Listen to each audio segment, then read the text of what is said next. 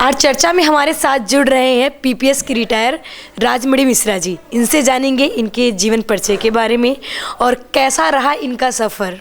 Sir, पहले तो INA news में आपका बहुत बहुत स्वागत है। धन्यवाद। देखिए, मैं एक सामान्य परिवार में प्रतापगढ़ जनपद में जन्म लिया था जी।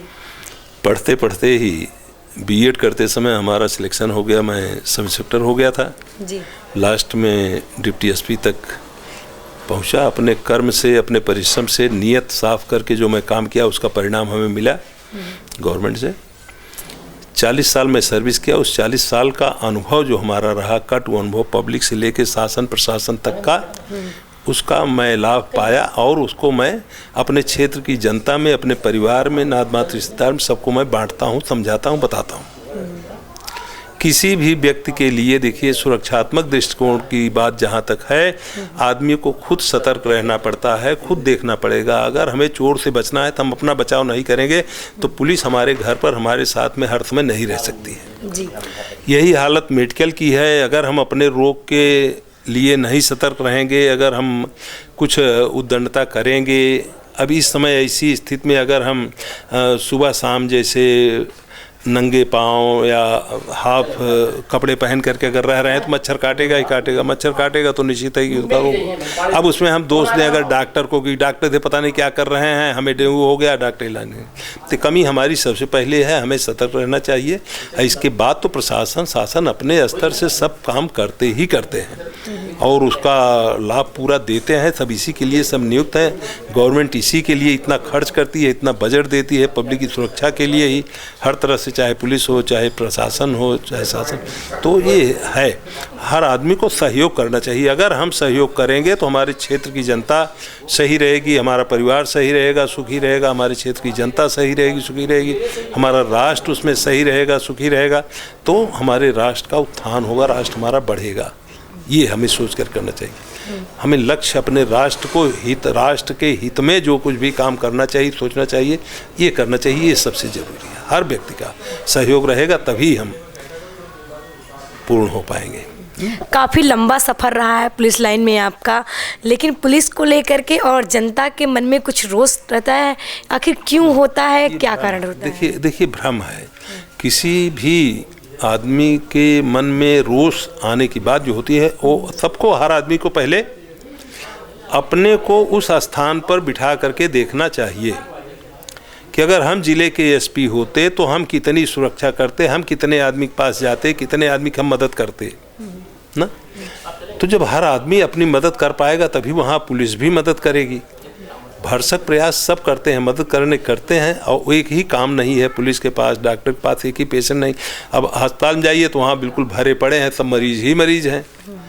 पुलिस के पास जाइए तो वहाँ सब रोते बिलखते ही आते हैं। हर आदमी सुबह से जब थाना खुलता है, सुबह पहुँच गया तो देखिए तो दिन में 25 शिकायतें आती हैं। हम सब के समय में बहुत कम रहा करते थे, 10-12 सिपाही रहते थे, 2 थानेदार रहते थे, पूरे थाने पूरा 40-45-50 गांव रहता था। सबकी सुरक्षा व्यवस्था देखना तो ये सब रहता था। अब तो खैर फोर्स बढ़ी है, काफ़ी फोर्स बढ़ चुकी है। तब तो हम सब के समय में तो गाड़ियां भी थानों पर नहीं रहती थी, हम सब साइकिल से चलते थे। जैसो 15 दिन एक थाने पर, 15 दिन दूसरे थाने पर गाड़ी रहती थी, से आते जाते थे। हम सब एज इंस्पेक्टर भी, एज इंस्पेक्टर तक, और हम तो एज डिप्टी एसपी भी, रात में गश्त भी हम साइकिल से करते थे। एज डिप्टी एसपी भी अपने क्षेत्र में, शहर में लेकर के साइकिल से 2-4 थानेदार सिपाही लेकर के हम घूमते थे। अच्छा। उससे हमारी सेहत बनी थी। उसका परिणाम ये है कि आज तक हमें गठिया रोग नहीं हुआ। हाँ, हमारे दरोगा रोते थे कि आप 25 साल हो गया छोड़े हमें और हमसे आप साइकिल चलवा रहे हैं। तो मैं कहता था ये आप नहीं, रिटायरमेंट के बाद ये आपका फ़ायदा आपको दिखाई पड़ेगा, और हमें उसका लाभ मिल रहा है। हमें 12 साल हो गया रिटायर हुए, लेकिन आज भी हमें गठिया रोग या किसी तरह का वो समस्या नहीं आई। इस लंबे सफ़र में कुछ ऐसा पल होगा जो सबसे ज़्यादा यादगार हो? बहुत है। अब उसको कहा नहीं जा सकता, कितनी घटनाएं हैं, कितनी बातें हैं।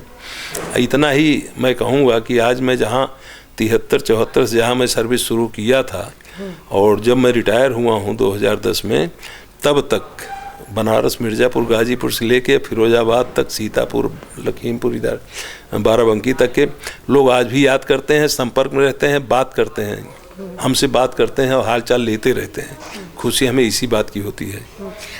अच्छा सर, और सारे विभाग हैं जिसमें आप जा सकते थे, जॉब कर सकते थे, लेकिन आपने पुलिस लाइन ही क्यों चुना? नहीं, पुलिस में चुना नहीं, ये तो संजोग की बात थी। जबकि मैं तो अध्यापक हो चुका था।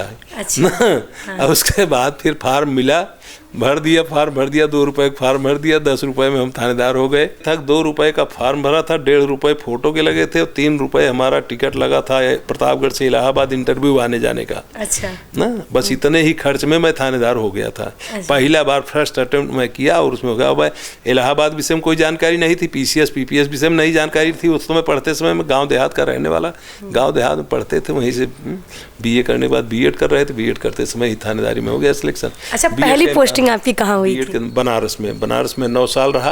अच्छा। बनारस में पहली पोस्टिंग हुई हमारी। फिर 2 साल गाजीपुर रहे, 7 साल मिर्जापुर रहे, कानपुर 2 साल रहे। इस तरह से नौकरी रही। सीतापुर, बाराबंकी, फैजाबाद। अच्छा, जब आप रिटायर हुए तब कहाँ पोस्टिंग हुई थी आपकी? फिरोजाबाद था। अच्छा, फिरोजाबाद था जी।